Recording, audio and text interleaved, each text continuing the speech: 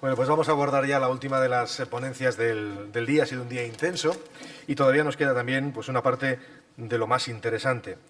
Hablaba yo de desgeneralizar porque es precisamente uno de los conceptos que entra dentro de la ponencia, donde vamos a tener ahora como invitadas a María Silvestre. María es doctora en Sociología, en Ciencias Políticas y Sociología, profesor titular de la Facultad de Ciencias Sociales y Humanas de la Universidad de Deusto. Es investigadora principal del equipo de Deusto Valores Sociales y del proyecto Deusto Barómetro. Fue directora de Emakunde, además, entre los años 2009 y 2012, y decana también de la Facultad de Ciencias Políticas y Sociología de la Universidad de Deusto entre 2004 y 2009, y es directora del máster en intervención, precisamente en violencia contra las mujeres, desde su creación. Hablamos ya del año 2003. Y me acompaña también Ana Irene del Valle. Ella es doctora en Sociología también por Deusto y profesora colaboradora del Departamento de Sociología de la Universidad del País Vasco. Tiene como cuestiones prioritarias, fundamentalmente en su agenda, investigadora, el análisis de las relaciones, procesos y estructuras sociales emergentes en la familia y la educación, especialmente en lo que concierne a algunos ámbitos como son los valores y el cambio sociocultural, primando la perspectiva de género.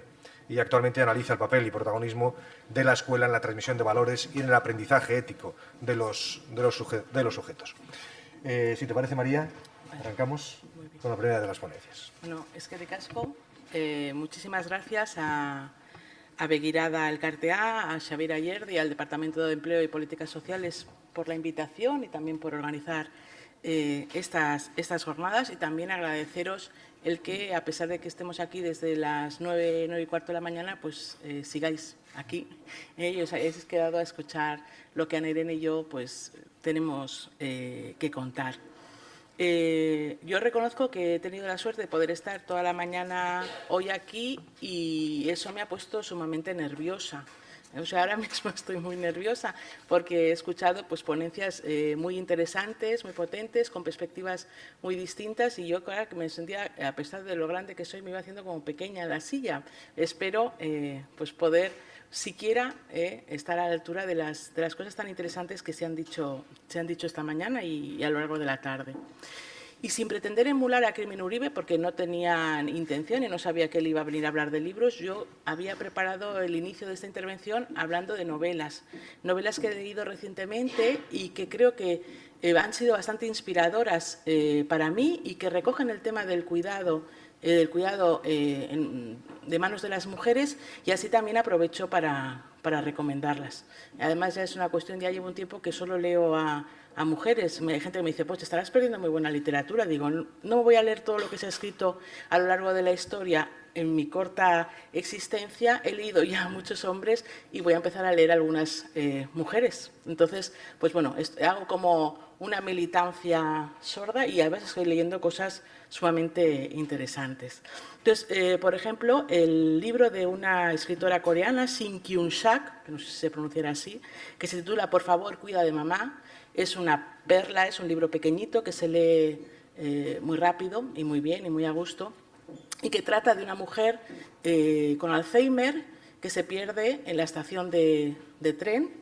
Y entonces la novela lo que hace es relatar cómo viven esa pérdida, porque no la están buscando pero no la encuentran, una hija, un hijo, su marido y finalmente ella. No os voy a destripar el final porque lo que quiero es recomendaros lo que lo leáis.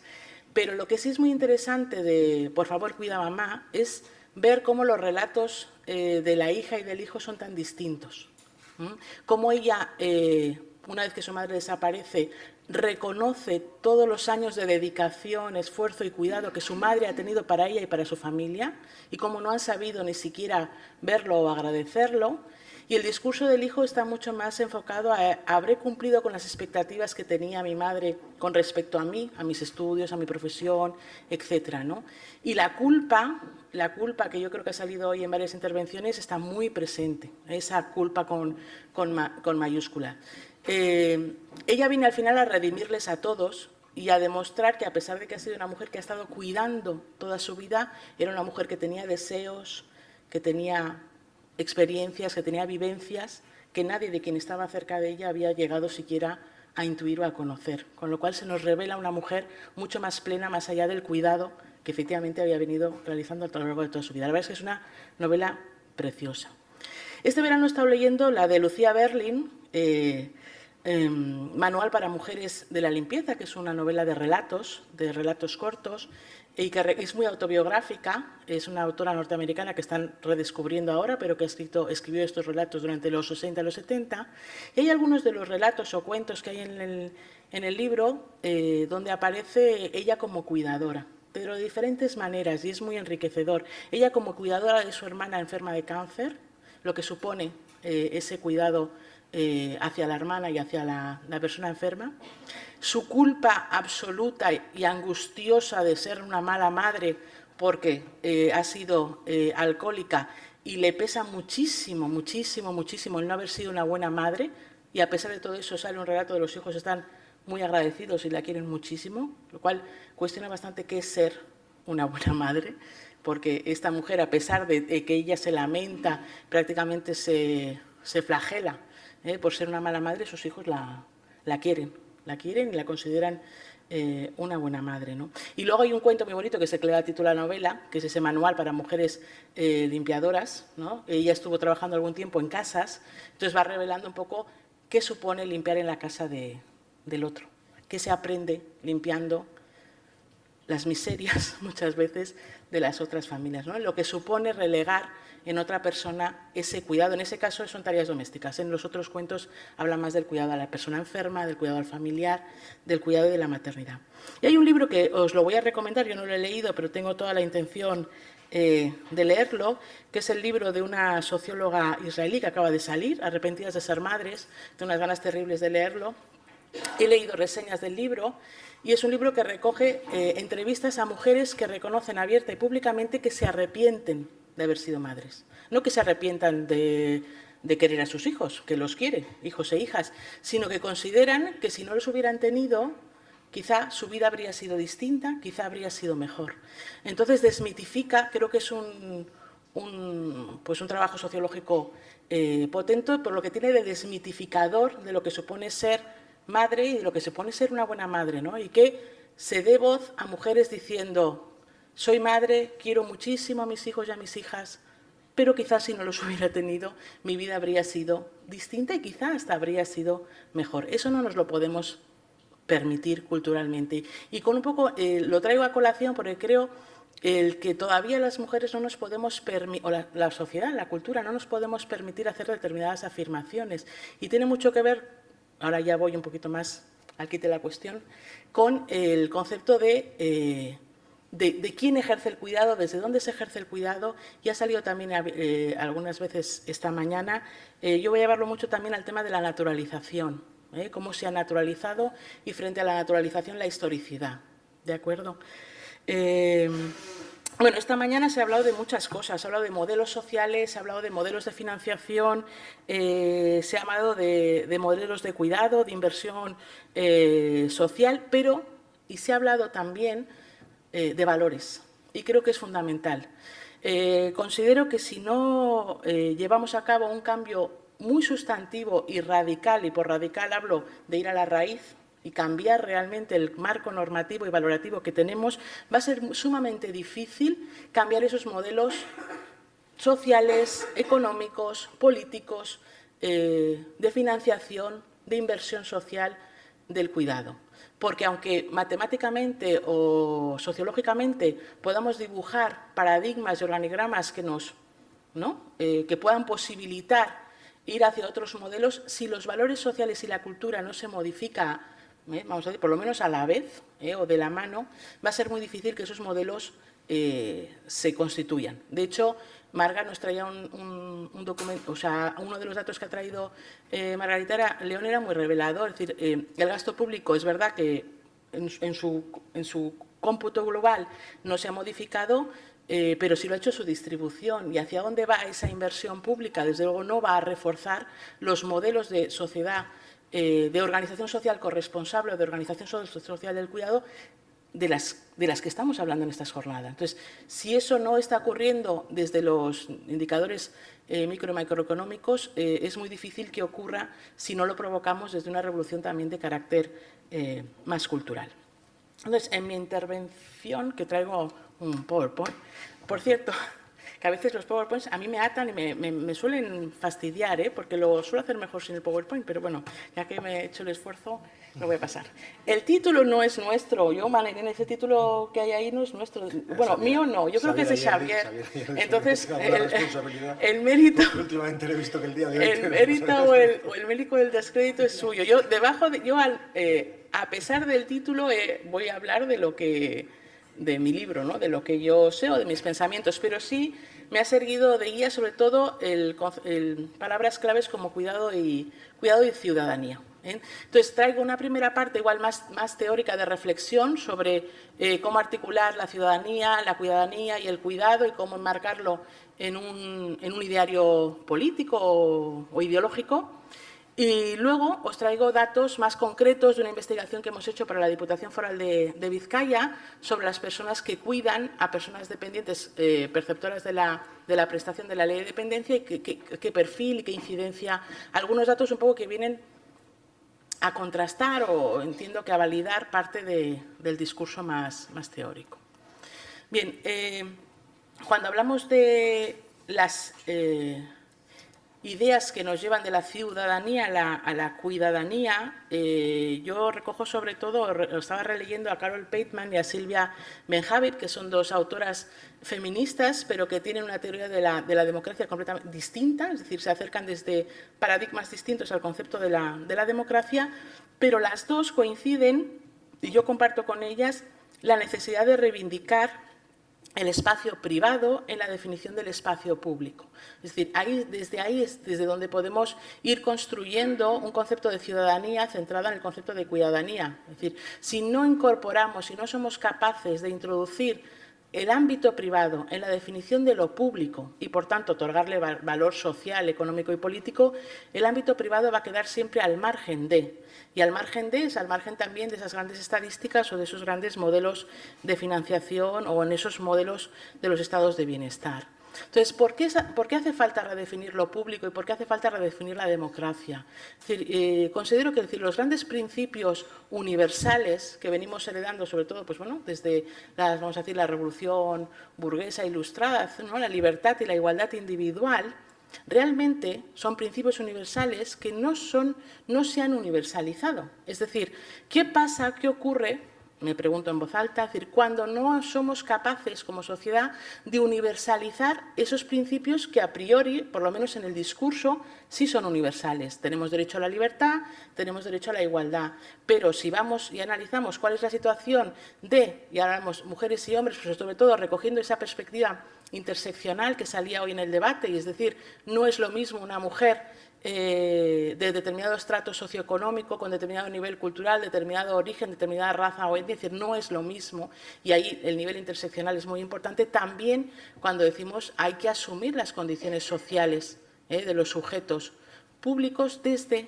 su esencia privada. Entonces, cuando no es posible universalizar los principios universales, nos encontramos con situaciones de subordinación, de sumisión y de dependencia, ¿no? ¿Cómo podemos cuál sería una posibilidad para abrir la vía a la universalización de los principios? Universalizar el principio de ciudadanía. Y para ello, lo que os decía antes, tenemos que objetivar al sujeto de derechos, es decir, cuáles son sus condiciones sociales, desde dónde vamos a trabajar para que sea posible esa universalización. Con lo cual, ambos, el privado y el público, tienen que ser ámbitos propios de la democracia. Y dice Carol Pateman, no se podrá llegar ni a la igualdad de oportunidades del liberalismo, ni a la ciudadanía activa, participativa y democrática de todas las personas, sin que se produzcan cambios radicales en la vida personal y doméstica. Es decir, tenemos que modificar, alterar la definición del concepto mismo de ciudadanía y de democracia. Entonces, por eso os decía, es verdad que estamos articulando modelos políticos y económicos, pero tenemos que cambiar también el modelo ideológico que sustenta y legitima esas estructuras políticas y económicas. Ahí se me ha ido. Ahí. Entonces, no podemos olvidar que la condición de individuo, de sujeto que tienen las mujeres permea toda su vida social, personal y política. Y aquí un poco el trabajo de investigación que está haciendo Machallen cuando habla de esa, a ver si lo digo bien, que lo he apuntado, desencarnación o encarnación del trabajo doméstico o de la vida privada. A eso nos referimos, es decir, yo creo que a eso se está refiriendo también Carol Pateman, es decir, no podemos olvidar qué supone ser mujer y qué supone ser hombres en nuestros entornos sociales y culturales. ¿De acuerdo? Cómo construimos el rol de mujer, cómo construimos el rol de hombre. Y aquí hay un elemento que creo que es crucial, y es cuando se habla de ese universal de la feminización de la desigualdad y del hecho de que lo privado, el ámbito privado que ha estado asociado a las mujeres de la mano de la división sexual del trabajo, es un ámbito que no ha variado en el tiempo, es decir, que es atemporal, nos va a decir Pateman. Entonces, mientras que lo público es histórico, tiene historicidad, es decir, el concepto que tenemos de democracia, de poder político, de poder económico, de relaciones comerciales, etcétera, todo eso ha ido cambiando con el tiempo. ¿De acuerdo? Es decir, en función del momento histórico, del país, de la coyuntura, podemos hablar de un determinado modelo de democracia, modelo de Estado, modelo económico, etcétera. Sin embargo, el concepto, que es esa encarnación de la que hablaba antes Machallen, del ámbito de lo privado, es atemporal, se mantiene constante en el tiempo. Entonces yo digo, bueno, pues si el ámbito de lo privado, el ámbito del cuidado es atemporal y es una constante, digo, al final es como tener una fórmula matemática o una fórmula química, ¿vale? Tengo una constante. Las demás variables pueden variar y en función de cómo se varían las demás variables el resultado es X, Y o Z. Pero si quito la constante, ¿qué pasa? Adiós a la fórmula. ¿De acuerdo? Se nos desmonta el chiringuito. Entonces, yo creo que si quitamos la constante del cuidado, si quitamos la constante de esa naturalización del ámbito privado, de esa naturalización de la división sexual del trabajo, se nos desmonta el chiringuito. ¿De acuerdo?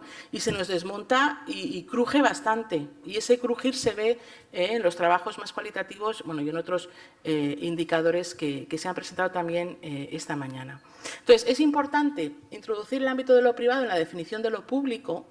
Hay que desnaturalizarlo y para ello es muy importante también que las mujeres desocupen parte de esa esfera privada, en el sentido de desapropiarse. ¿De acuerdo? Es decir, cuando se habla, por ejemplo, de desocupar la maternidad, no es que las mujeres dejen de ser madres, ¿de acuerdo? Sino que las mujeres compartan esa maternidad y, desde luego, no la vivan como algo natural, propio, heredado, porque si somos capaces de desocupar eso y somos capaces de hacer discursos como el que nos propone la socióloga israelí, estaremos desmitificando y llevando a lo histórico, a la historicidad, ese ámbito de lo privado. Es decir, hay que trabajar la desnaturalización del ámbito privado y la desnaturalización del cuidado. Por tanto, la ciudadanía debería poder redefinirse, pues bueno, reconociendo el ámbito privado de las personas y otorgándoles ese valor social, político y económico tanto a los trabajos reproductivos como a las labores de cuidado. De esa forma considero que sería más fácil o que sería posible ir trasladando o ir redefiniendo el concepto de ciudadanía a un concepto mucho más próximo al concepto de cuidadanía, que implica no es solo un juego de palabras, implica poner al cuidado en el centro de la vida. Pero claro, eso no es tan fácil como decirlo. Cuando decimos poner el cuidado en el centro de la vida, nos referimos a un concepto de cuidado específico. Esta mañana, y además así debía ser, porque estaban hablando de qué ocurre con el estado de bienestar, con la población dependiente, etcétera.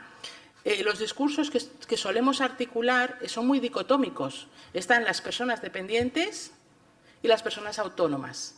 Y cómo las personas autónomas tienen que cuidar a las personas dependientes. Y nos manejamos en ese modelo. Y hay autoras como Cristina Carrasco y otro, yo secundo esta idea, es la idea de que no somos seres autónomos, somos seres interdependientes. ¿De acuerdo? Es decir, es verdad que hay momentos en la vida en que somos más dependientes que autónomos, somos personas más dependientes que autónomas, pero si empezáramos a funcionar, y también desde el ámbito de las políticas públicas, con esa idea de la interdependencia, nos encontraríamos, bueno, que se nos abre el abanico de posibilidades a la hora de articular las labores y el reparto de las tareas de cuidado, y también empezaríamos a introducir o a dar más valor a ese concepto del cuidado entendido como esos trabajos necesarios para la subsistencia, el bienestar y la reproducción social. Después con reloj porque me enrollo y... Vale, tú me avisas, ¿eh? Sí. Vale. Brevemente, esto se ha dicho esta mañana, no voy a insistir. Es decir, yo creo que es evidente que el concepto de empleo y de trabajo no son lo mismo y que el trabajo como aquella actividad no remunerada, pero que genera bienestar social, es algo que está asociado al ámbito de lo privado, por tanto naturalizado y en manos generalmente de las mujeres y bastante invisible. Hay unos conceptos que a mí me gusta mucho utilizar, que son el concepto de desmercantilización y desfamiliarización. Ahí está mal escrito. Esta mañana yo creo que cuando se hablaba de los modelos de financiación se estaba utilizando mucho el concepto de desmercantilizar o no. Es decir, en la medida que un Estado desmercantiliza al individuo, quiere decir que lo saca del mercado para que no sea ahí donde tiene que satisfacer sus necesidades. Nos lo dijo ya hace unos años Spink Andersen, y es el Estado, el ente público, quien asume esa responsabilidad. Y cuando nos ponían los datos, creo que era Marga, ¿no? Decir de cómo en países como en Noruega o en Suecia o incluso en Holanda, a pesar de estar introduciendo nuevos modelos más privatizadores, la práctica totalidad del gasto social de dependencias, gasto público, son países altamente desmercantilizados. En aquellos países donde se nos decía la familia tiene un papel predominante y el cuidado se genera en ese ámbito privado por parte de las mujeres, estaríamos en ámbitos no desmercantilizados.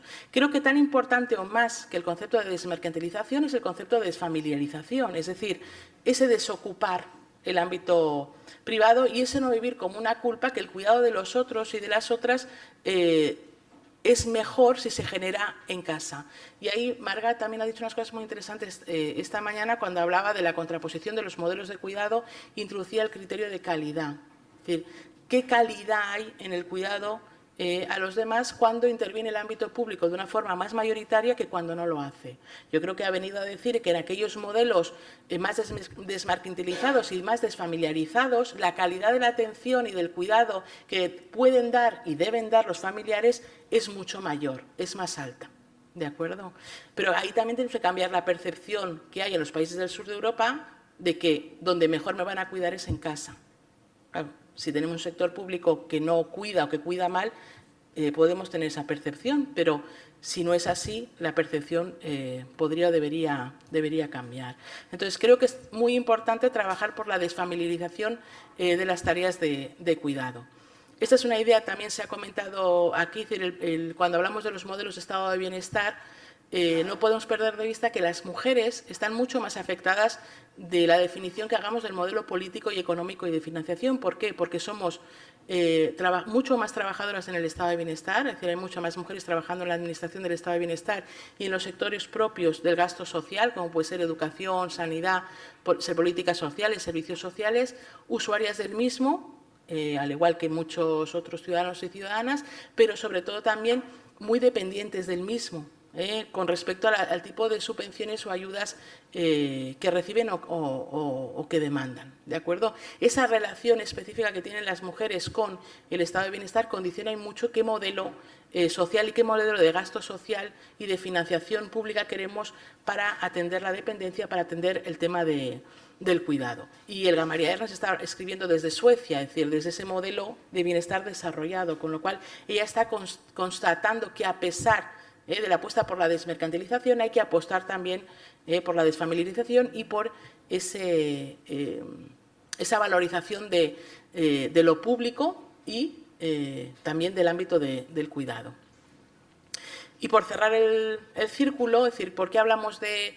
Es decir, si entendemos el cuidado como interdependencia, si asumimos que las tareas de cuidado tienen que venir del ámbito público, desde luego, yo soy firme defensora de una presencia importante del ámbito público, pero sin renunciar a la responsabilidad que proviene del ámbito privado, y cuando hablamos de ese ámbito privado podemos hablar de mercado, hablamos de comunidad, de familia, pero sobre todo de mujeres. Si no alteramos esa división sexual del trabajo naturalizada de la que hablaba en un principio, nos encontramos con ese círculo vicioso del que habla Amaya Pérez Orozco de cuidado lleva a la desigualdad, lleva a la exclusión de la ciudadanía. Volvemos al concepto de inicio, es decir, decir, si solo las mujeres asumen las tareas de cuidado y lo hacen en las condiciones en las que se está haciendo ahora mismo de forma naturalizada, a lo que les lleva, en la mayoría de los casos, es a relaciones de desigualdad y de exclusión de derechos de ciudadanía.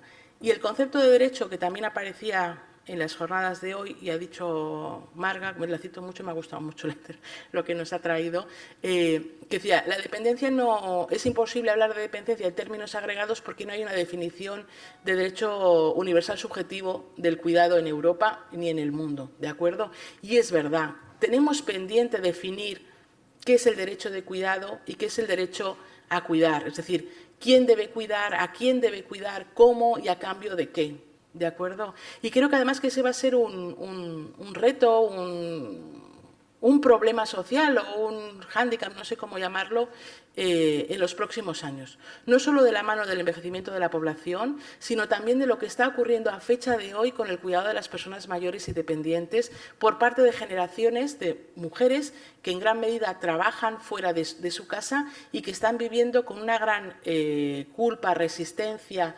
dificultad el cuidado de las personas mayores que llegan a ser dependientes. Es una situación que no se había vivido antes, pero que va a modificar la forma en que se cuide a las próximas generaciones. Yo estoy casi segura de que si tengo la suerte de llegar a una edad longeva, aunque antes decía Joan, si nos hacemos pruebas genéticas y demás, yo si me hago pruebas genéticas ya no me hago ningún seguro. Mis padres han muerto jóvenes, con lo cual, o sea, tengo sobrepeso, menos mal que dejé de fumar, entonces yo no me haría un seguro al estilo de los que proponías en el modelo norteamericano, no me lo haría seguro. Pero bueno, si tengo la suerte de, a pesar de que las estadísticas no me dan un buen pronóstico, llegar a una edad longeva, estoy segura de que no voy a ser cuidada de la misma forma que está siendo cuidada, por ejemplo, ahora mi suegra, por parte de su hijo, sus hijas, sus nietos y nietas. Creo que el modelo va a cambiar porque ahora mismo realmente es difícil de sostener. Ahora mismo tenemos una huelga de trabajadoras de residencias para personas mayores y una de las cuestiones que dijo el diputado general es que se van a garantizar casi el 100% de la actividad porque se consideraba una necesidad fundamental. Es decir, desde el propio ámbito político, aun asumiendo que hay una reivindicación laboral, se asume que es que hay un derecho que salvaguardar. Es decir, la realidad es muy compleja, ¿de acuerdo? Y el modelo ahora mismo cruje y tenemos que ir pensando en articular formas que sean más amables con esa pirámide del cuidado en el que intervienen los diferentes factores, ¿no? El Estado, el mercado, la comunidad, la familia, las mujeres y los hombres. Esto me lo voy a saltar rápidamente, era simplemente para enlazar el concepto de cuidado vinculado a la desigualdad con cómo define actualmente el Gobierno vasco a través del sexto Plan de Igualdad elaborado por Emakunde ese concepto de organización social corresponsable. Entonces, al final dice el reconocimiento a servicios públicos en las plazas públicas de 0 a 3 años, sería, por ejemplo, una medida. Los sistemas de atención a la dependencia sería otra medida, las ayudas a familias para cuidados de hijos, las medidas de conciliación, etc. Está en azul los sistemas de atención a la dependencia porque es la segunda parte del trabajo, eso es, en el que os traigo algunos datos, voy a ser muy breve, luego si hay preguntas de la investigación más concreta me las podéis hacer. Es un poco vincular, ¿no?, estas ideas del concepto de cuidadanía, naturalización, división sexual del trabajo, articulación de modelos alternativos de bienestar y de cuidado a personas dependientes, en este caso en la edad. Bueno, aquí son de diferentes edades, pero la mayoría son mayores. Bueno, es un trabajo de investigación que hemos hecho para la Diputación Foral de Vizcaya en el marco de un convenio que tiene la Diputación con la Universidad de Deusto, que es el Vizcailab. Tuvimos la suerte de que la Diputación Foral de Vizcaya nos dejó incorporar al cuestionario que realizan de seguimiento a las personas cuidadoras en el ámbito informal de la prestación una serie de preguntas. Es verdad que las preguntas están muy orientadas a la capacidad de empleabilidad que tienen esas personas cuidadoras y partíamos de la siguiente hipótesis, es decir, las políticas derivadas de la ley de dependencia y de apoyo a las personas cuidadoras están reafirmando los roles de cuidado de las mujeres y pueden estar desincentivando la incorporación al mercado de trabajo. ¿De acuerdo? Entonces, el objetivo de la investigación era analizar el impacto que esa asunción del cuidado informal tiene en la presencia o ausencia de esas personas cuidadoras en el mercado laboral, porque era un interés específico que tenía la propia Diputación, la propia Dirección de Acción Social. Entonces, si veis, la N, el trabajo de campo, la muestra es amplia y el trabajo de campo se hizo en el 2015. Solo traigo muy poquitos datos, tenemos muchos más, pero traigo muy pocos. Uno, para evidenciar la feminización del cuidado de las personas dependientes. Aquí tenéis el sexo de la persona cuidadora en función del parentesco. Es decir, cuando es el cónyuge o la pareja, es la mujer. Cuando se trata de un hermano o una hermana, en el 74% es la hermana o la nieta, la madre, la sobrina, la nuera. Es decir, da igual cuál sea la relación de parentesco, quien está cuidando de forma muy mayoritaria es la mujer. La mayoría de los casos suele ser, pues bueno, la madre cuando la discapacidad o la dependencia la tiene un hijo o una hija, pero sobre todo hijas cuidando a padres o madres, o cónyuges, mujeres cuidando a los maridos. Entonces, en cualquier relación de parentesco se da la feminización del cuidado. Esa es la naturalización del cuidado que se revela aquí. Cuando les preguntábamos a estas mujeres, la mayoría de mujeres, si creían que estaban cuidando a ese familiar porque eran mujeres, el 56% te contesta que no. A eso me refiero cuando hablaba de esa naturalización que tiene el cuidado, de esa falta de historicidad que hay en la división sexual del trabajo y en las tareas que han venido desempeñando las mujeres en el ámbito del privado. Ni siquiera somos o son conscientes de que están cuidando porque son la mujer en esa unidad familiar. Es decir, no se han planteado que cuidan ellas y su hermano no, o que cuidan ellas y no su marido, igual es la suegra y ella es la nuera. Es decir, no hay conciencia de género en la asunción de ese cuidado. Entonces, si eso no conseguimos desnaturalizarlo, desde luego no vamos a poder alterarlo porque está como encarnado, ¿no?, en nuestra no herencia genética, pero sí en nuestra herencia cultural. Entonces se va a reproducir sí o sí. Cuando analizamos en la relación ya del cuidado y el empleo, es decir, cuáles eran las razones para no trabajar fuera de casa, la verdad es que la mayoría de estas personas, de estas mujeres, habían dejado de trabajar no para cuidar a esa persona o a esa familiar, sino por otras razones que tienen mucho que ver también con la crisis económica, con el desempleo y con la precariedad. ¿De acuerdo? Es decir, no solo hay una asunción del cuidado de mano de la prestación por el género, sino que hay un elemento estructural también que lo explica. Pero es importante que hay un 27% de personas, de mujeres, la mayoría, que efectivamente han dejado de trabajar fuera de casa para cuidar en casa. ¿Cuál es la opinión de las personas a las que sí les gustaría trabajar fuera si el ser... ¿qué es la opinión de las personas a las que sí les gustaría trabajar fuera de casa? Es decir, se les preguntó, ¿y usted que está cuidando a una persona y cobra una prestación por ese cuidado, le gustaría trabajar fuera de casa? Sobre esas personas que nos han dicho sí, un poco cuál es la opinión si el ser una cuidadora dificulta el poder trabajar fuera de casa. ¿De acuerdo? Entonces, en ese caso, el porcentaje es muy alto. ¿De acuerdo? Es decir, pero es cierto que estamos trabajando con una N ya más pequeña, es decir, es de aquellas personas a las que les gustaría reincorporarse al mercado de trabajo y que el hecho de cuidar les supone un problema. Estamos hablando de...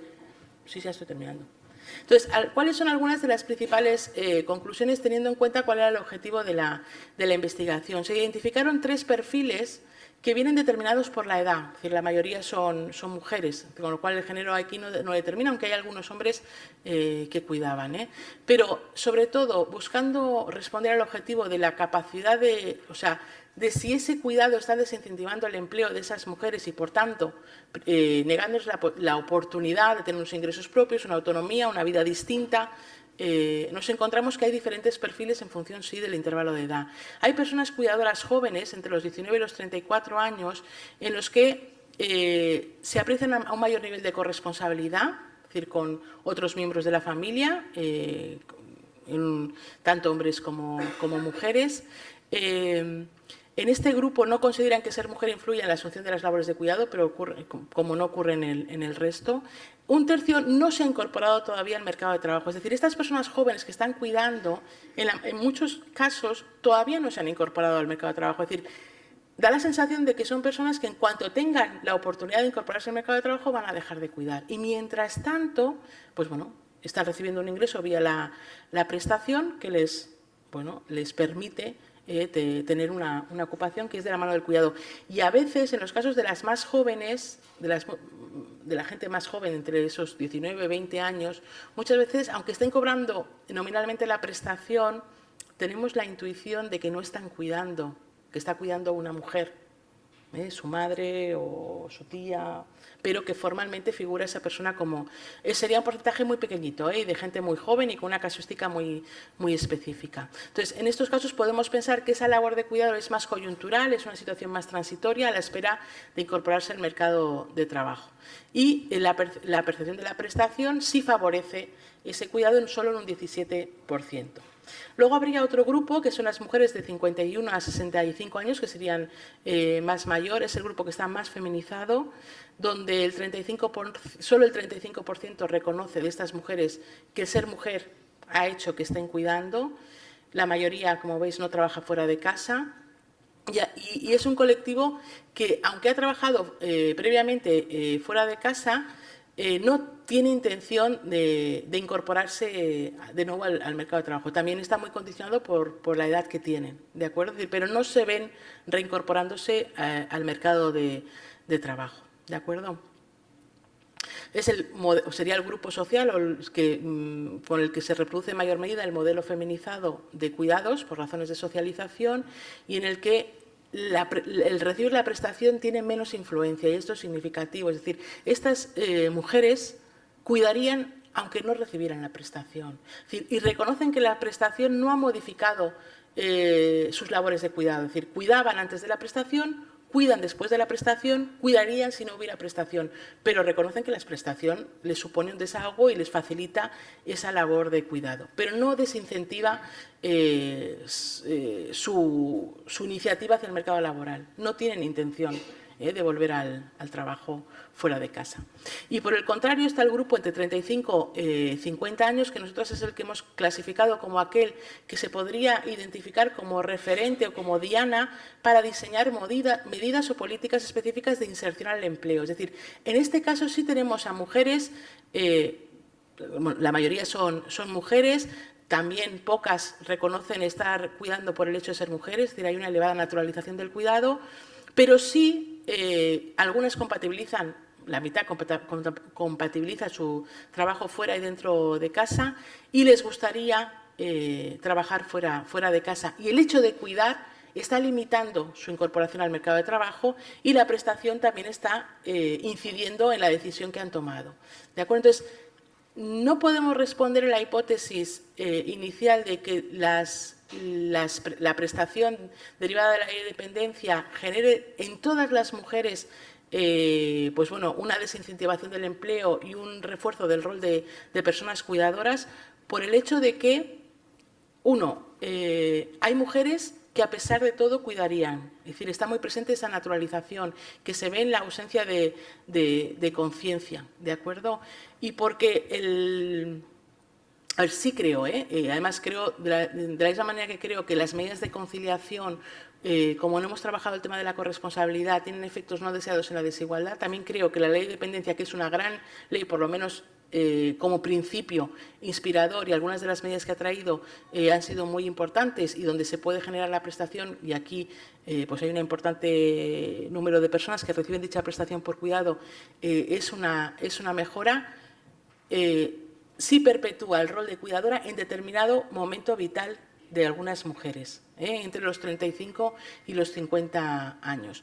Y en eso decía antes, cuando estaba comentando antes de subir aquí, decir, yo suelo ser una mujer bastante optimista y vital, me parece.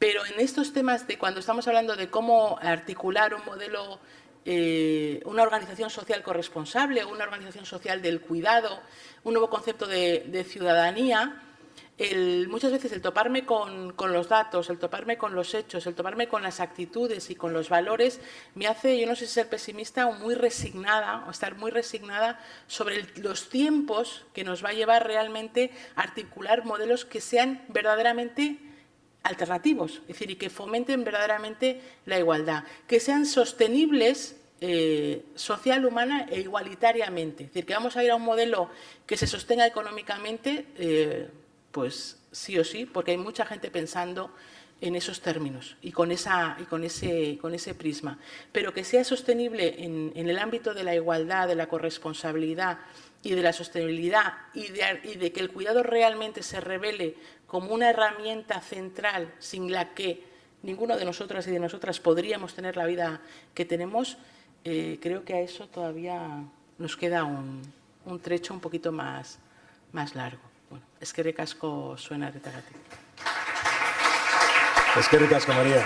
Eskerrik asko, María Silvestre. Luego llegará al final de la charla ahora de la ponencia de Ana Irene del Valle. Tendremos tiempo para las preguntas. Ana Irene, cuando quieras.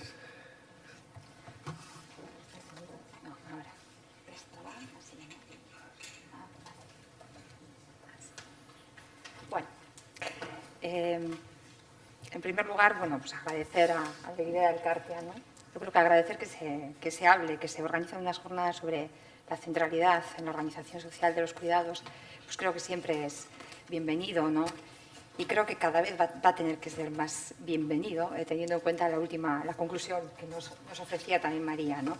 Es decir, si queremos compartir equitativamente el derecho a cuidar y a ser cuidados, pues evidentemente, si hombres y mujeres tenemos que estar en esta tarea, tendremos que reflexionar y mucho acerca de los esquemas que hemos heredado y de cómo podemos modificar esos esquemas, ¿no? Que están tan arraigados y desde luego que tienen una estructura casi, como decía un compañero mío, granítica, le robo la idea, ¿no? Pero ciertamente es así, ¿no? Hoy hablamos de brechas, las brechas en la Tierra se hunden y las brechas en la Tierra se generan muchas veces por fuerzas pues telúricas, ¿no? Que de alguna manera hacen que esas brechas se agranden. Yo me voy a situar y voy a hablar probablemente de ese punto en el cual la brecha empieza a formarse y tiene fuerzas que hace que realmente nunca, y no llega a cerrarse y siga abriéndose socialmente, ¿no? Cuando nos referimos al cuidado, nos referimos a tareas que nos dan bienestar físico y emocional. Y hoy en día nos referimos a esas tareas y nos referimos a los cuidados, porque la palabra nos ha venido y hablamos más de care, ¿no? Pero realmente nos referimos a algo que principalmente y primordialmente se realiza en el ámbito doméstico, en el ámbito del hogar, y se realiza en el marco de relaciones familiares. Y de ahí vienen los cuidados, y de ahí vienen los significados del cuidado, y probablemente de ahí vienen también muchos de los problemas con los que nos encontramos, ¿no? En ese marco familiar cuidamos, nos cuidan, aprendemos a cuidar, pero también muchas veces conocemos las insatisfacciones, las satisfacciones, pero también las insatisfacciones, las alienaciones del cuidado, ¿no? Que nos decía mucho el feminismo de los años 70, ¿no? Y descubrimos también que la reciprocidad puede ser dolorosa, ¿no? Y es en ese marco donde construimos todos esos significados, ¿no? De alguna manera, en ese marco nos sentimos en la obligación de cuidar, porque la familia, en cierto modo, como dice Donati, ¿no? Es don y es reciprocidad, ¿no? Pero, claro, también tenemos que recordar que es obligación y son relaciones de poder, ¿eh? En ese marco, de alguna manera, el cuidado, los cuidados tienen una carga extra, ideológica, emocional, afectiva, ¿no? Que de alguna manera lastra toda la construcción que hacemos, ¿no? De las posiciones de cada uno. Porque ahí realmente nos posicionamos como dadores de cuidado y como consumidores de cuidado, ¿no? Y esto históricamente ha generado una sociedad que ocupa desigualmente esas posiciones, ¿no?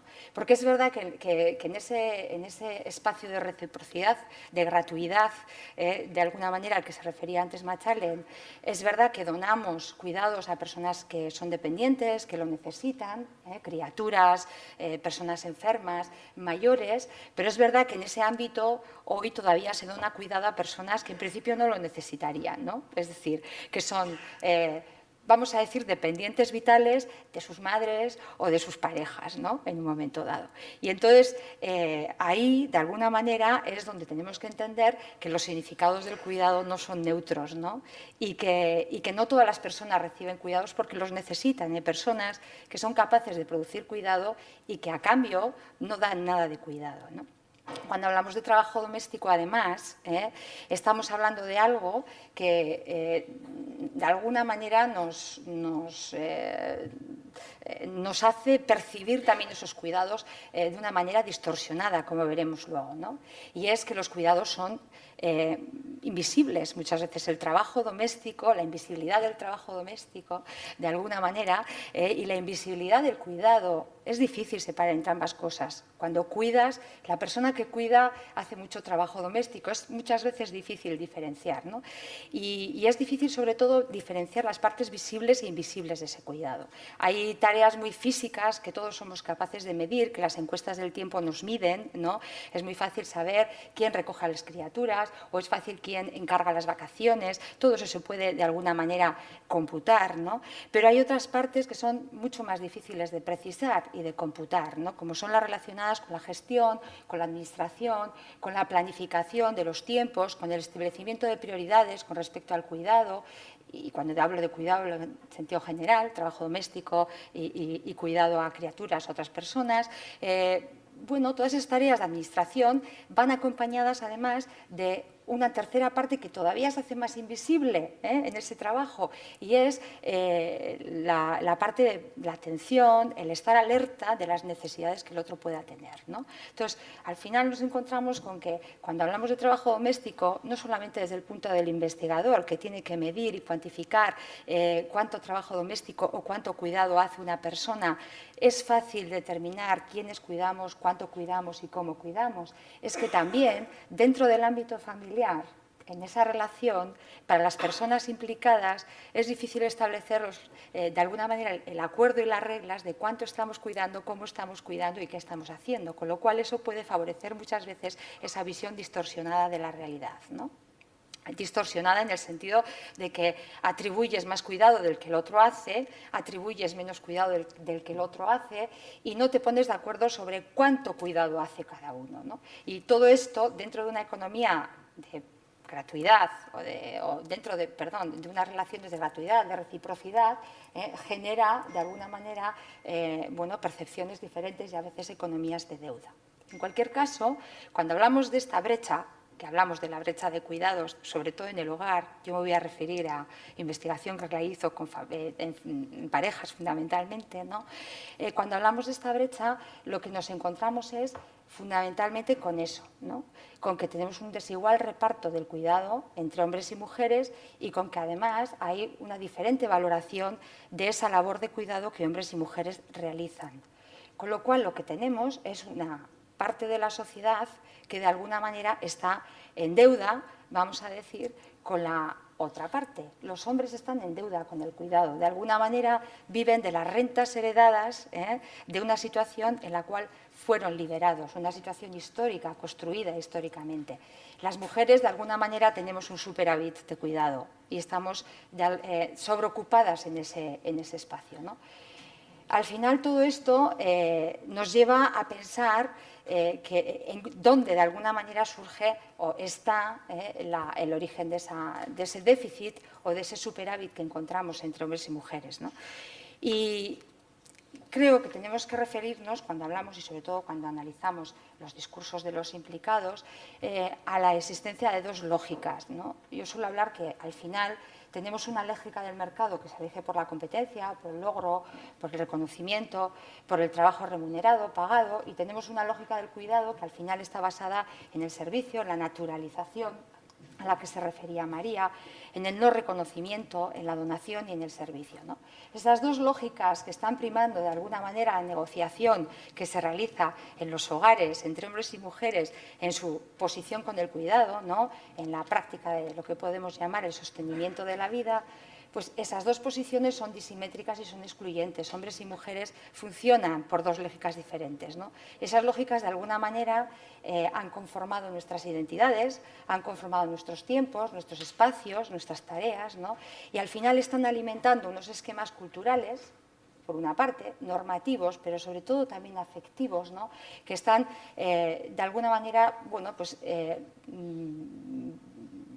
posicionando a hombres y mujeres, posicionando a hombres y mujeres en preferencias diferentes, en opciones diferentes y también, al final, en comportamientos diferentes, ¿no? Eso condiciona la negociación de sus decisiones laborales y familiares. Gran parte o una parte, algunas autoras se refieren a la hora de afrontar el problema del cuidado, suelen citar las preferencias de las mujeres como un elemento explicativo, me refiero a Hakim, como un elemento explicativo de cómo se cuida en los diferentes modelos y qué modelos de familia tenemos, ¿no?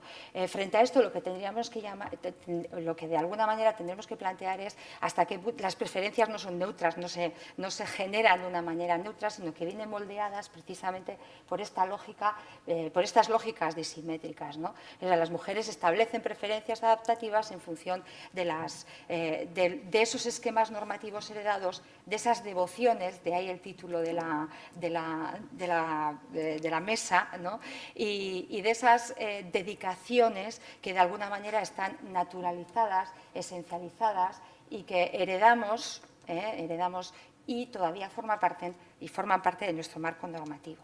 Porque al hablar de brecha, de alguna manera, bueno, la brecha de cuidados voy a dejarlo porque ella, Machalen, ha hablado de la carga total de trabajo y ha puesto la misma gráfica. Es evidente que está ahí la deuda, pero yo he elegido esta porque es el tiempo social medio por el tipo de hogares. Y creo que esto es algo que ya hemos manejado alguna vez y que refleja muy bien qué ocurre. Esa deuda, ese déficit, vamos a decir, de los varones en los hogares, en el cuidado, en la organización social de los cuidados, y privada de los cuidados, y el superávit de las mujeres, ¿no? Si os fijáis, las parejas, el tipo de hogar formado por padre o madre con hijos presenta los mismos tiempos que el tipo de hogar formado por matrimonio con hijos. Ahí están los dependientes vitales de los que hablaba antes, es decir, el tiempo, la presencia de las parejas, de los básicamente suelen ser hombres en los matrimonios con hijos, tienen el mismo tiempo o presentan el mismo tiempo de dedicación que los hogares monoparentales, ¿no? Entonces, de alguna manera, esto nos sitúa ante lo que puede ser bueno, pues la preocupación central, ¿no? Cuando hablamos de la organización de lo social de los cuidados, si no atendemos a las pautas, a las estrategias que se están dando en los hogares y sobre todo que se están dando en las parejas, en la distribución de esos cuidados, no podremos cambiar valores, no podremos cambiar comportamientos, no podemos cambiar esquemas normativos heredados, culturales, que de alguna manera están reproduciéndose en esas pautas, ¿no? ¿Por qué? Porque todo esto, además, se está produciendo en un contexto de cambio familiar importante, donde lo que encontramos es una nueva forma de hacer biografías, ¿no? Con un aumento de la participación de las mujeres, el deseo de su vida propia. De alguna manera, las mujeres han empoderado y bueno, pues han construido unas biografías familiares en las cuales bueno, pues han supuesto que no se disponga de ese recurso excedente, ¿no? Como dice Elizabeth Beck. Pero al mismo tiempo, de alguna manera, hemos también avanzado socialmente con nuevas políticas, hemos cambiado de alguna manera, hemos construido unas sociedades más igualitarias, en algunos lugares más igualitarias que en otros, ¿no? Y lo que tenemos, sobre todo, en el marco familiar es también una interpretación muy diversa, ¿no? Y sobre todo menos institucionalizada de esas relaciones, mucho más basada en la negociación, en el establecimiento, vamos a decir, de las pautas de cuidado, de las pautas de organización familiar, etcétera, en función no de roles tradicionales heredados, sino de decisiones y elecciones pues más o menos racionales, ¿no? Entonces, todo esto nos hace plantearnos si realmente nos encontramos con brechas en diferentes ámbitos. La brecha existe y la brecha tiene diferentes envergaduras según desde donde la miremos, ¿no? Y esto de alguna manera nos engaña. Nos engaña sobre todo cuando hablamos desde la familia y desde el marco de las relaciones de la pareja y sobre todo cuando atendemos a a lo que los hombres tienen que hacer para que cambie la brecha de cuidados, ¿no? He recogido algunos datos. Bueno, yo creo que si miramos en las actitudes, la brecha en las actitudes prácticamente es pequeña, ¿eh? Se ha reducido importantemente, ¿no? Y se ha reducido porque, de alguna manera, todo lo que tiene que ver con la articulación del empleo y cuidado, la imagen de la mujer, el rol tradicional de la mujer, de alguna manera, ligado únicamente al cuidado, socialmente no está valorado, ¿eh? Es decir, de alguna manera lo que estamos valorando es la participación laboral de la mujer. Entendemos que los hombres tienen que compartir el cuidado y las responsabilidades domésticas. Bueno, de alguna manera se ve también un cambio en lo que pueden ser las percepciones de los hombres y, bueno, pues hay una convicción social, vamos a decir, hay una normoigualdad, de alguna manera, ¿no?, que nos habla de que tanto hombres como mujeres tienen que ser corresponsables en el cuidado, ¿no? Y socialmente esa presión no existe, esa presión normativa de alguna manera se ha debilitado grandemente, ¿no? Cuando miramos la posición de las mujeres en esa articulación del empleo y del cuidado, ¿no?, también encontramos un gran consenso social con respecto a lo que puede ser, bueno, pues el papel, el rol laboral de la mujer, ¿no? Es decir, tener trabajo es la mejor manera de ser independiente, el 82%. Son datos brutos, pero si analizamos también generaciones, segmentos, grupos etarios, también encontramos que de alguna manera, bueno, pues se repiten estos datos, ¿no? Es decir, la tendencia sería similar, ¿no? Aunque las generaciones más jóvenes, lógicamente, tienen mucho más asimilada esa ruptura normativa, al menos en el plano de las creencias y de las actitudes, que es de lo que hablo ahora. Hablo de esa brecha. Esa brecha se está cerrando, o se ha cerrado, o tiende a cerrarse. Pero hay algunos cuestionamientos ahí, y tienen que ver fundamentalmente con lo que hablaba María, que es la desnaturalización del rol de la mujer ligado sobre todo al rol reproductivo, ¿no? Y a mí me preocupa, por ejemplo, que en la última encuesta del CIS, que recoge los datos de la encuesta social de valores, de la encuesta europea de valores, del programa ISSP, por ejemplo, nos aparezca todavía recurrentemente un 35% de personas que piensan que un trabajo está bien, pero lo que la mayoría de las mujeres quieren en realidad es un hogar y unos hijos, ¿eh? O que el 43% bueno, pues siga equilibrando de alguna manera las posiciones de roles laborales y roles domésticos, ¿no? Los patrones tradicionales, vamos a decir, de lo que ha sido el reparto del trabajo en las familias, ¿no? Entonces, de alguna manera esto nos muestra. Si vamos a la maternidad, también encontramos, y ahí los porcentajes de alguna manera se refuerzan algo, y vemos que se mantienen, es decir, no hay un descenso correlativo a lo que podríamos pensar es esta ideología igualitaria que parece que todos compartimos, ¿no? Y en ese sentido creo que es importante pensar que esa brecha se cierra, pero mantiene ahí esos esquemas de devoción muy ligados a lo que puede ser la devoción de las mujeres al ámbito doméstico y al ámbito del cuidado, ¿no? Una madre que trabaja puede tener una relación tan cálida, evidentemente el rol laboral de la mujer, una vez más, no se cuestiona, ¿no? Pero sí se piensa que la vida familiar se resiente cuando la mujer trabaja, sí se piensa que si hay niños en edad escolar se sufre la idea del sufrimiento si la madre trabaja, ¿no?, que de alguna manera, pues, mistifica lo que puede ser el trabajo de las mujeres y lo mitifica. Y al mismo tiempo, bueno, pues una mujer necesita hijos para realizarse. Este es un dato también que no ha repetido en la última encuesta de valores, pero que aparece un tercio. Es decir, seguimos teniendo un porcentaje importante, un segmento importante de la población que sigue ligado y vinculado a esquemas de devoción tradicionales, con respecto a lo que puede ser la dedicación de la mujer hacia los cuidados, ¿no?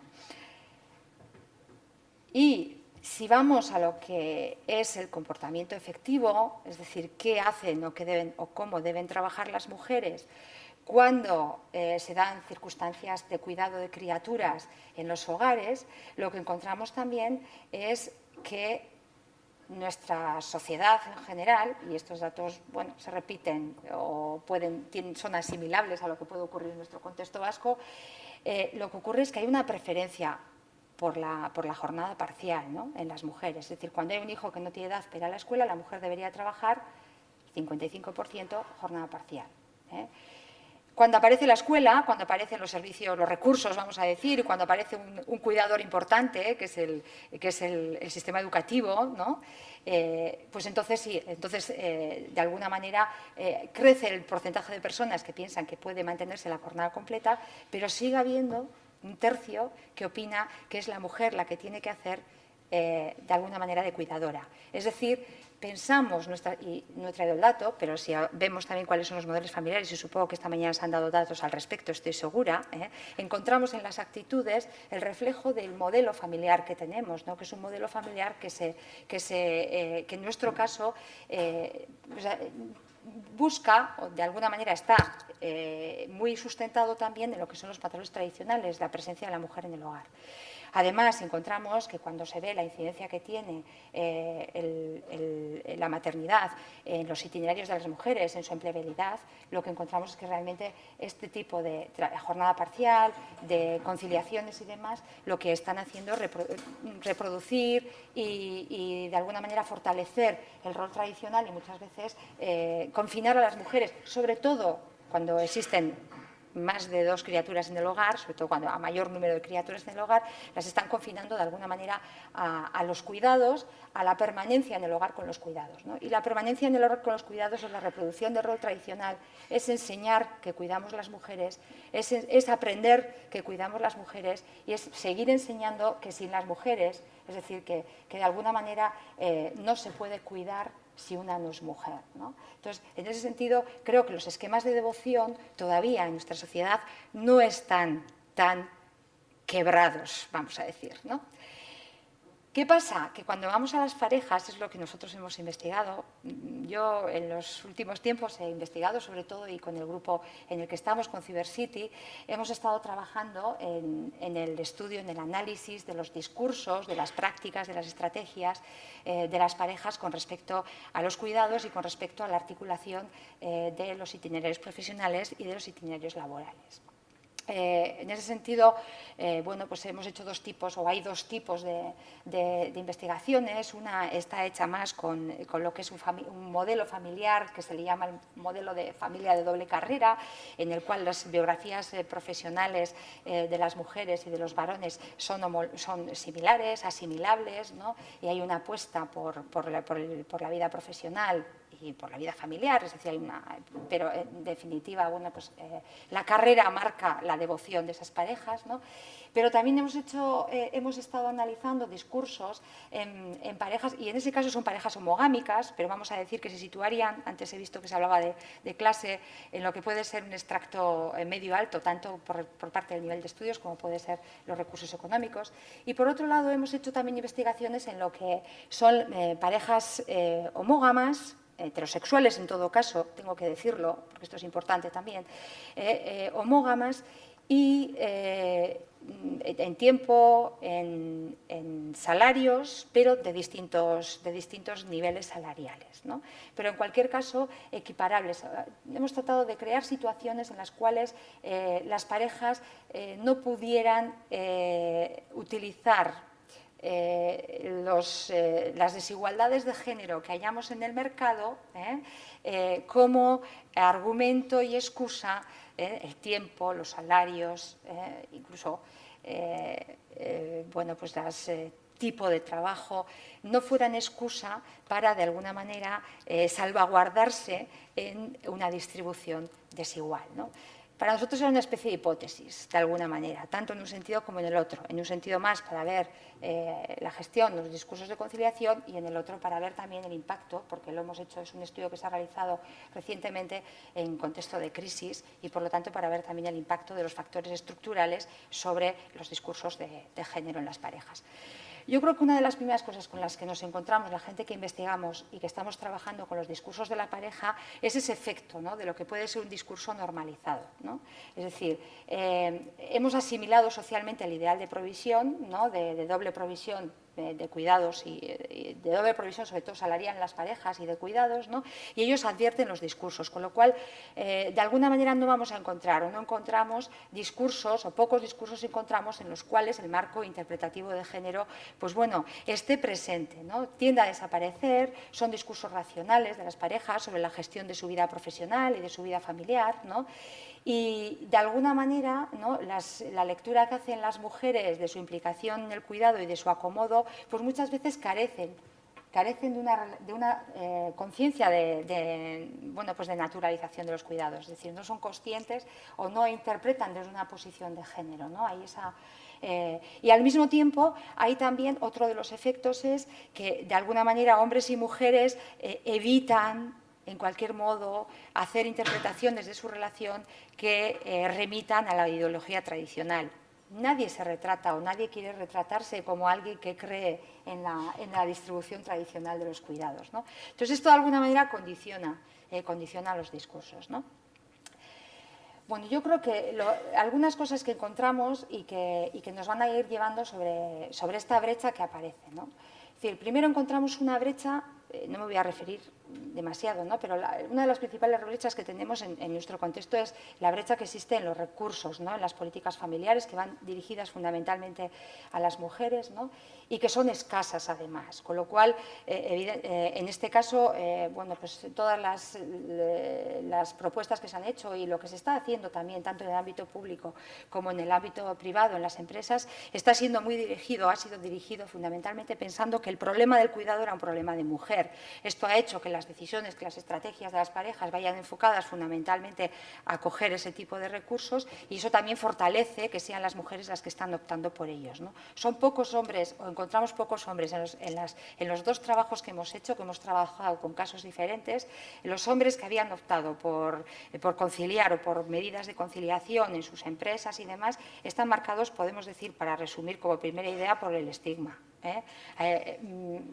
vamos, de alguna manera ellos asumen que hacen esa apuesta renunciando a sus posibilidades laborales, en el caso, por ejemplo, de los casos que hemos analizado, que son familias de doble carrera, y que de alguna manera se supone un stand-by en sus carreras, que por otra parte es el mismo discurso que utilizan sus mujeres cuando utilizan pautas adaptativas, ¿eh? Lo que pasa es que ellos empiezan a sufrir en sus carnes, de alguna manera, hablando de encarnar, las dificultades de lo que supone una sociedad que realmente organiza a los cuidados pensando que tiene un recurso disponible que históricamente ha estado ahí y que ahora nos hace otras cosas, pero que también nos va a hacer el cuidado, ¿no? Entonces, ese es uno de los elementos que quería destacar, ¿no? Pero de todas maneras, se percibe cada vez más un efecto boomerang de las otras brechas en los discursos, de las otras desigualdades, ¿no? Es decir, a la medida que vamos analizando las narrativas y sobre todo en los casos, en las parejas que tienen el mismo salario, en las que hemos tratado de igualar, de no encontrar una diferencia salarial en ningún caso que fuera mayor del 25, os digo, para recordarlo, del 10%, ¿no?, que sería lo que nos marcaba ellos y ellas, ¿no? Lo que sí vemos es que las condiciones laborales están, de alguna manera, en la clase, se hablaba del concepto de clase, ¿no?, pero los factores estructurales están la posición del mercado, la dedicación, el tipo de contrato, la estabilidad, la flexibilidad del mercado, las plantillas horarias, de alguna manera están adquiriendo protagonismo, ¿no?, y se están imponiendo, y eso contribuye a que se enmascare ese discurso de las diferencias de género, ¿no? El discurso normativo, por un lado, lo enmascara, es decir, somos una sociedad igualitaria, no queremos vernos retratados en un discurso tradicional, y por otro lado, la situación social, los factores, vamos a decir, del mercado, las condiciones sociales, laborales de cada uno de los individuos, de alguna manera sirven también para justificar esas diferencias, esas desigualdades que se dan, ¿no? He elegido a ver si la veo bien, he elegido esta cita, no creo que se ve bien, pero bueno, es en una de las parejas, este hombre era cuidador, en cierto modo, y él se había responsabilizado del cuidado, pero fundamentalmente porque bueno, llega a la crisis, lo destrozó absolutamente todos, me vi en la calle sin mucho que hacer, fue un palazo, y ella dice, le desbordó más a él, ¿no? Es la pérdida de trabajo en una pareja de doble ingreso. Yo soy el cuidador de niños y yo tenía claro desde el primer momento que tuve hijos que mi fundamento en la vida no era ser un padre ante todo. Es decir, yo me pregunto si encontraríamos Es decir, esa idea de que las mujeres somos madres ante todo y además asumimos el rol laboral, ¿no? De alguna manera los hombres en los verbatim no la trasladan, lo cual indicaría que tenemos esquemas de devoción diferentes con respecto a este ámbito, ¿no? Y bueno, él no quiere ser cuidador para toda la vida, no sé si se acaba de ver, no se acaba de ver, pero lo que dice al final es que está cuidando, pero evidentemente él tiene claro que no quiere ser cuidador para toda la vida. Antes alguien planteaba una duda con respecto a eso, ¿no? O planteaba una hipótesis, Machallen decía, ¿qué va a pasar con el desempleo? ¿Qué efecto está teniendo el desempleo?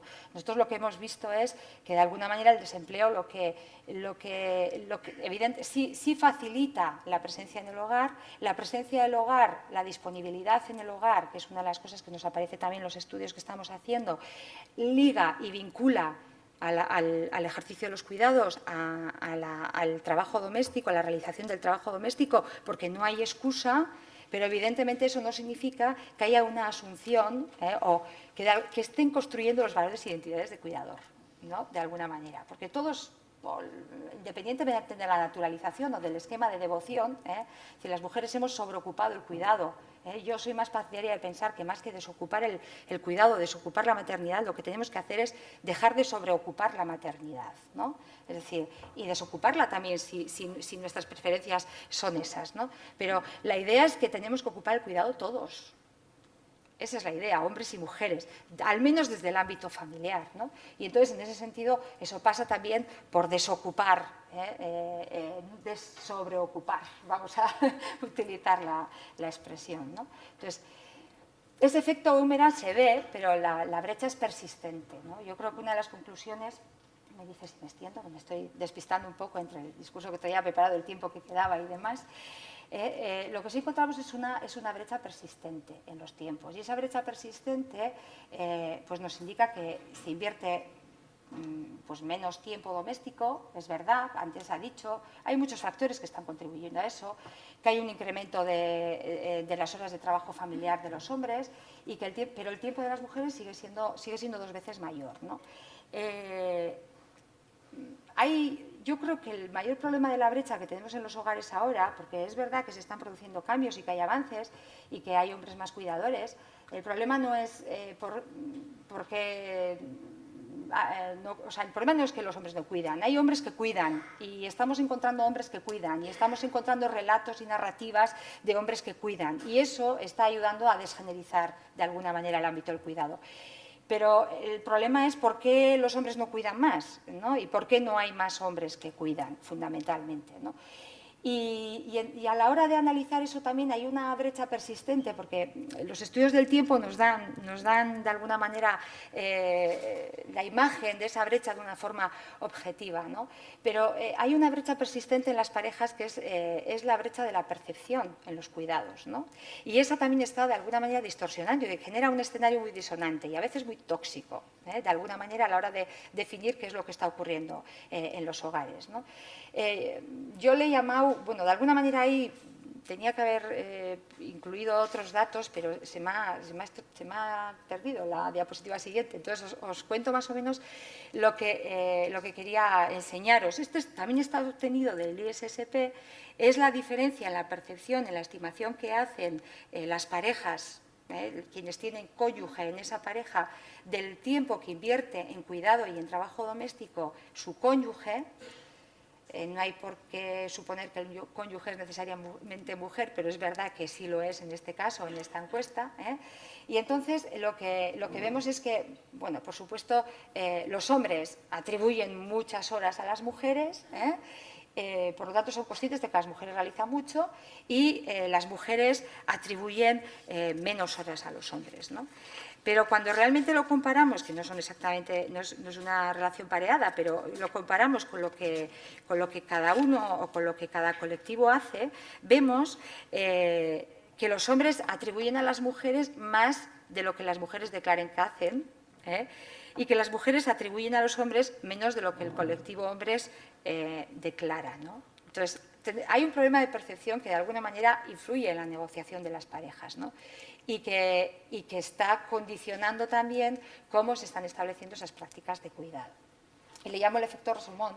Esto es hace tiempo en un estudio sobre el trabajo doméstico, unos autores americanos hablaban de ello. Rashomon es una película de Akira Kurosawa en la cual ocurre algo en el bosque, tiene diferentes espectadores y cada espectador de alguna manera cuenta esa historia, lo que ocurre en el bosque, ¿no? De alguna manera cuenta la historia según la perspectiva que tiene, ¿no? Entonces, de alguna manera yo creo que en los hogares se da ese efecto Rashomon y eso también nos tiene que ayudar a entender todos estos discursos que de alguna manera nos hablan de cómo se decide, de cómo se elige y de cómo se... Por supuesto, ese efecto es mayor en el trabajo doméstico que en el cuidado. En el cuidado, las diferencias entre lo que se percibe y lo que se atribuye son menores. En el trabajo doméstico es donde realmente está el conflicto, la tensión y el escenario disonante, ¿no? Esa persistente brecha de cuidado nos da fundamentalmente estas ideas, ¿no? Yo creo que resulta más equitativa, es decir, es verdad que se acorta en algunos sentidos porque en general sí que observamos que, o las mujeres observan que los hombres ayudan más, como se decía antes, colaboran más, ¿no? Pero no hay una percepción de corresponsabilidad plena. Hay una amortiguación del conflicto doméstico, es verdad que bueno, hay un acercamiento también en ese sentido, hay menos conflicto, dependiendo de los hogares, ¿no?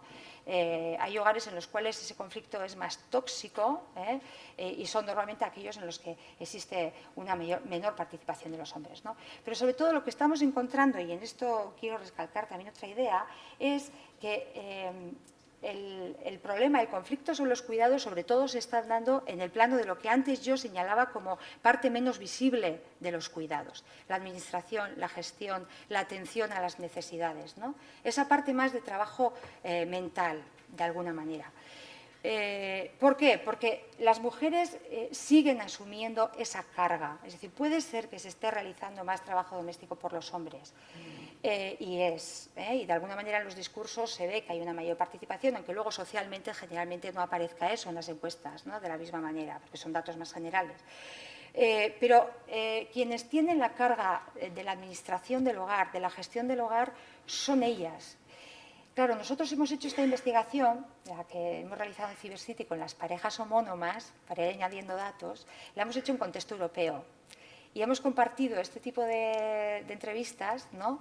Realizadas a parejas y discursos, grupos de discusión realizados con hombres y mujeres, con compañeras islandesas y noruegas.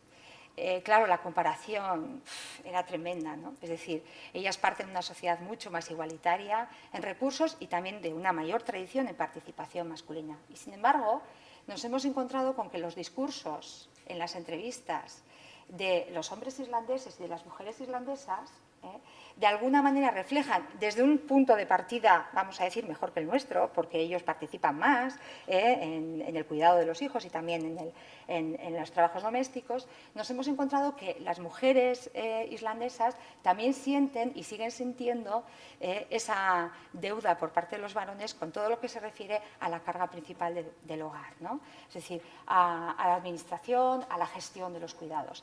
Las compañeras islandesas hablaban de la driving force, es decir, las mujeres siguen siendo el motor de alguna manera de los cuidados en los hogares y los hombres siguen yendo ralentizados, con el motor ranqueando detrás de lo que puede ser algo que, si no se hace en los hogares, difícilmente podemos trasladar al espacio de lo público y difícilmente podemos de alguna manera cerrar las brechas que suceden a esta brecha de cuidados, que son las brechas salariales y son otro tipo de brechas, como también en esa investigación hemos tenido ocasión de comprobar, ¿no? Por recoger una frase solamente, si alguna vez se desvía, se lo digo enseguida y lo mismo me lo hace, ¿no? De alguna manera las mujeres siguen asumiendo eso, no ha cambiado el esquema de devoción. Hemos revestido, hemos de alguna manera encontrado formas de estar más cómodos en el reparto, de estar más cómodos o más cómodamente situados en la brecha, pero no seguimos de alguna manera atadas a esquemas que nos mantienen a nosotras vinculadas al hogar, y sobre todo a ellos dentro de una lógica que fundamentalmente es esa lógica del mercado que les, de alguna manera, necesita de liberarse, necesita de alguna manera, bueno, pues tener libertad, autonomía para ejercer en el espacio público, ¿no? Queríamos comprobar la hipótesis de la desigualdad de género, ¿no? Y esta hipótesis dice que las mujeres neutralizamos de alguna manera todo lo que puede ser situaciones favorables a la igualdad porque el esquema normativo nos prima, ¿no? Y entonces eso es lo que hemos encontrado fundamentalmente en ambos estudios, diría yo, ¿no? Aunque las condiciones son diferentes porque en las familias de doble carrera lo que soluciona y amortigua el conflicto doméstico es la posibilidad de externalizar. Y precisamente todos esos cuidados, trabajos domésticos rutinarios y demás son los que se externalizan. Pero lo que queda realmente es la organización de todos esos cuidados, es la atención y la administración y la gestión de esos cuidados, y entonces el conflicto y la desigualdad permanece, ¿no? Entonces, la diferencia de dinero no hace que el reparto sea más equitativo. La diferencia de los tiempos no es lo que hace que el reparto sea más desigual. De alguna manera todavía estamos permanecemos muy vinculados a esos esquemas, ¿no? En cualquier caso, hay segmentos que sí muestran identidades más... Hay segmentos que sí muestran identidades más igualitarias. Los encontramos en ambos casos, en ambas investigaciones, ¿no? Y fundamentalmente son segmentos, bueno, edades jóvenes, quienes están en este momento en la crianza, 35, 44 años, son las generaciones jóvenes,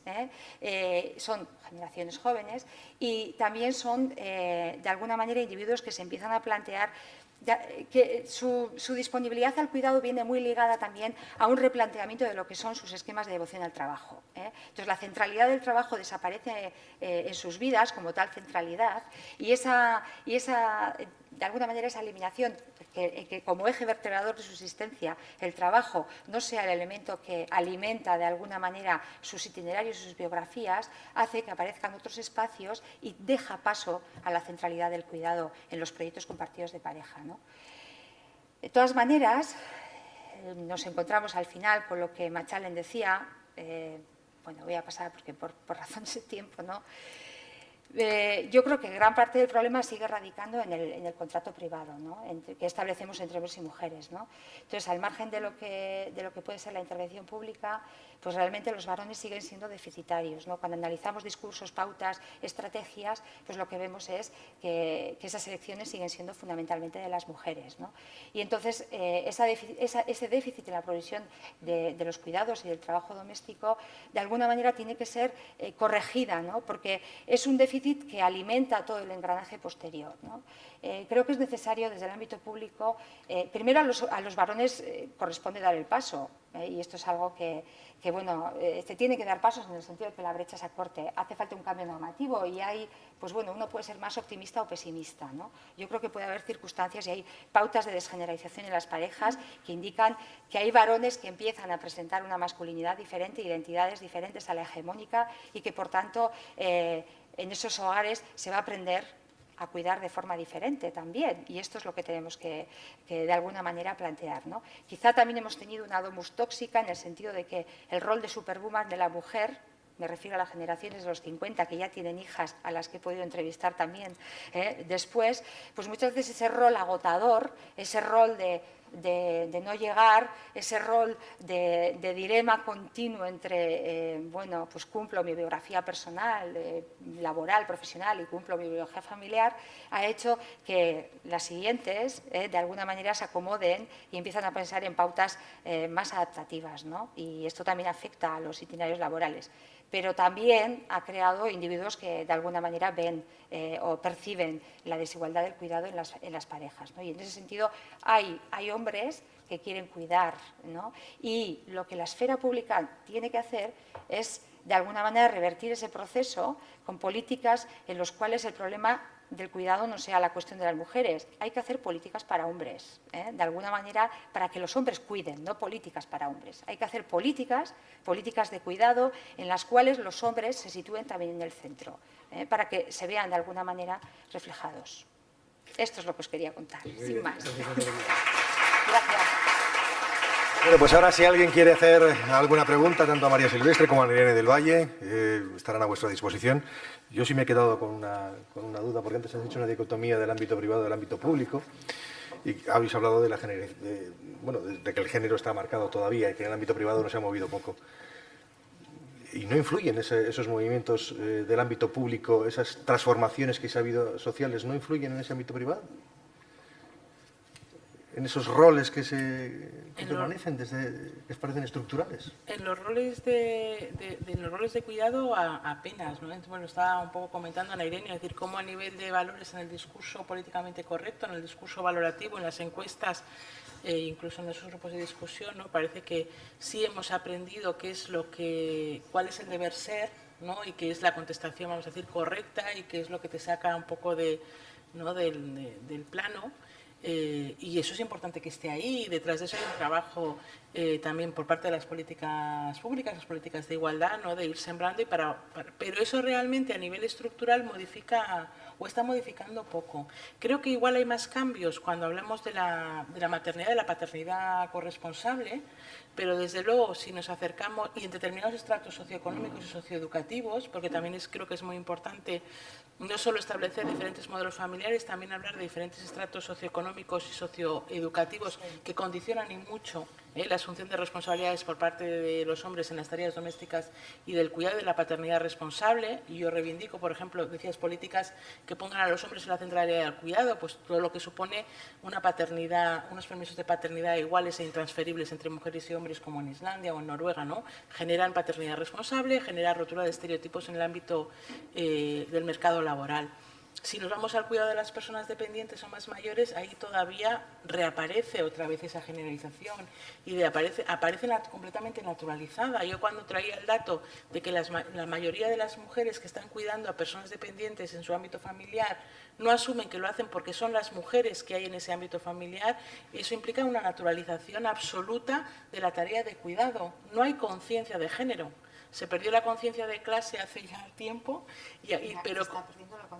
y conciencia de género no sé si ha llegado a verla, pero ha habido momentos en la historia reciente en la que ha sido mucho más presente o más vital o ha estado más ¿no? reactiva o atenta o vigilante. Yo creo que esa conciencia de género se pierde por el discurso normativo de que la igualdad ya la hemos conseguido o está a la vuelta de la esquina y que no hay que hacer nada, porque como es que es algo que la inercia nos lleva. Yo creo que ahí tenemos un error de cálculo, que la igualdad se trabaja, ¿no? Y si no desnaturalizamos y si no llevamos ese ámbito de lo privado al ámbito de lo público y le otorgamos el valor que le corresponde, difícilmente vamos a alterar determinadas dinámicas que las llevamos muy interiorizadas, ¿no? ¿Alguna pregunta? Sí.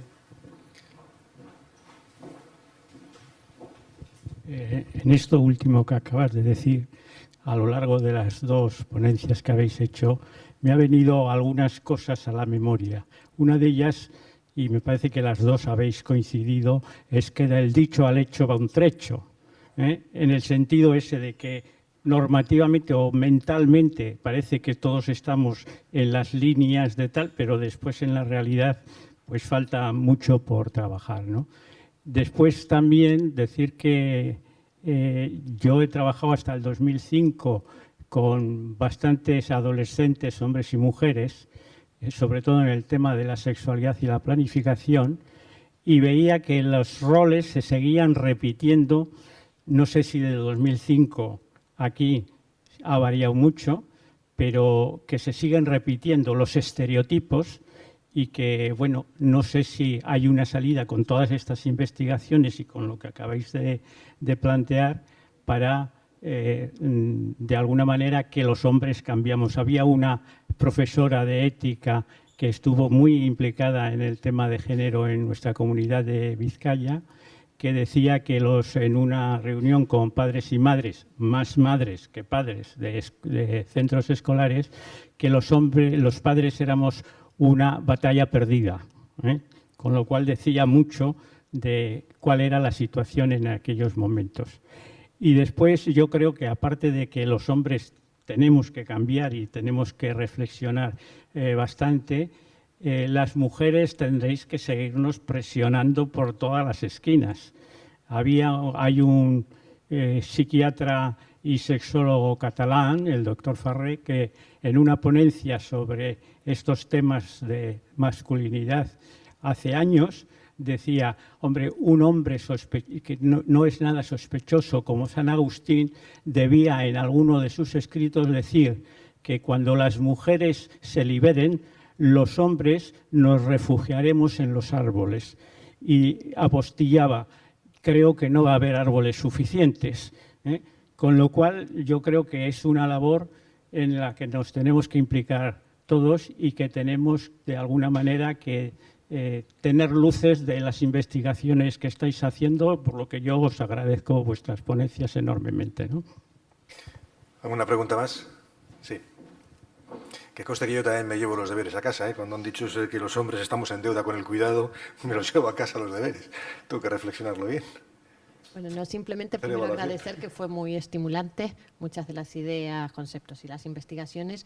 Simplemente dos cuestiones que se han igual puntualizado. Una es, efectivamente, yo creo que lo principal es cambiar las políticas que las hacen las personas, pero no se puede pedir un cambio de los hombres en Noruega, que Islandia lo desconozco, pero en Noruega los permisos son transferibles todavía, no son intransferibles, con lo cual son las mujeres quienes también, claro, o sea que hay una diferencia temporal en los permisos que tienen también, ¿no? O en España, cuando se introdujo los 15 días, no me acuerdo exactamente los datos, pero el 80% de los hombres hacen uso de la paternidad, pero solo un 1,7% de la maternidad.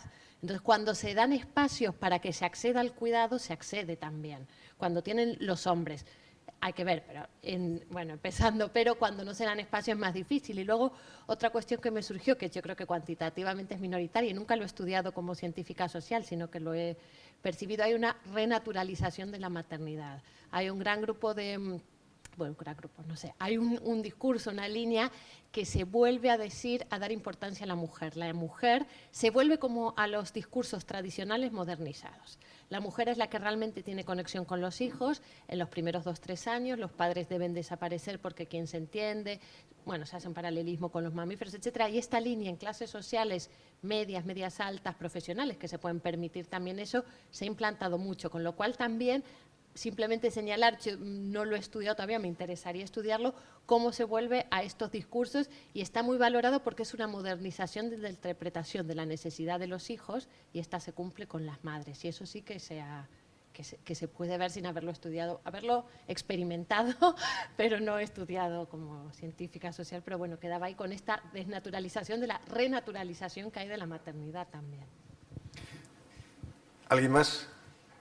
Pues agradezco a María Silvestre, a Irene del Valle, que han estado con nosotros aquí en el día de hoy. Gracias a vosotras.